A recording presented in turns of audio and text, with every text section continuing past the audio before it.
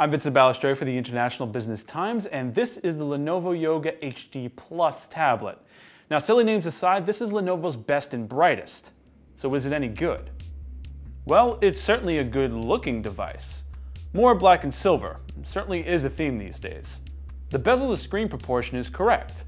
There's no real wasted space, and the Lenovo logo breaks up what would otherwise be open space at the bottom.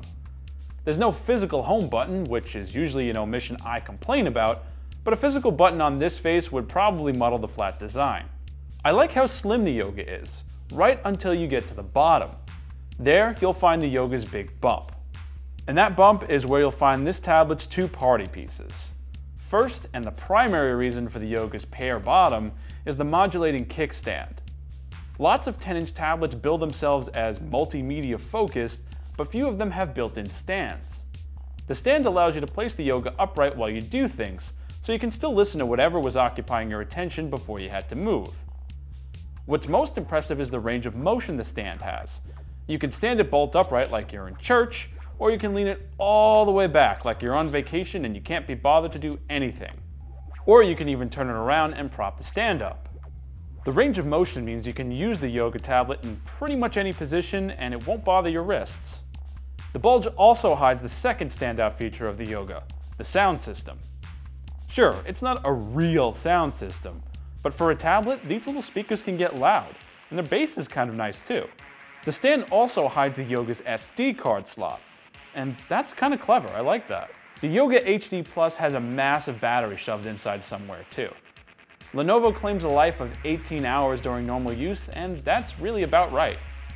I've been averaging around 20 of actual use, but the tablet's endurance mode stretches that number out to 45 or so hours if you use the Yoga in short bursts with the right brightness settings. The Yoga HD Plus packs a 1920 by 1200 resolution LED screen.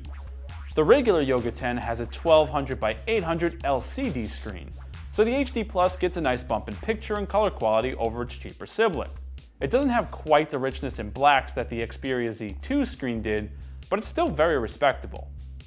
Speed is average. Lenovo chose one of Qualcomm's quad-core Snapdragon processors clocked at 1.6 GHz. They paired that with 2 GB of RAM, and the result isn't a particularly quick machine. But considering the price and the aim of this tablet, the setup is sufficient. If I have to really complain about anything, the cameras aren't super great. But as I've said before, taking photos with big tablets is kind of ridiculous anyway. Now the Yoga HD Plus is $350. Considering how clever it is and the price that Lenovo set for it, it may have just edged out the Sony Xperia Z2 as my favorite large Android tablet.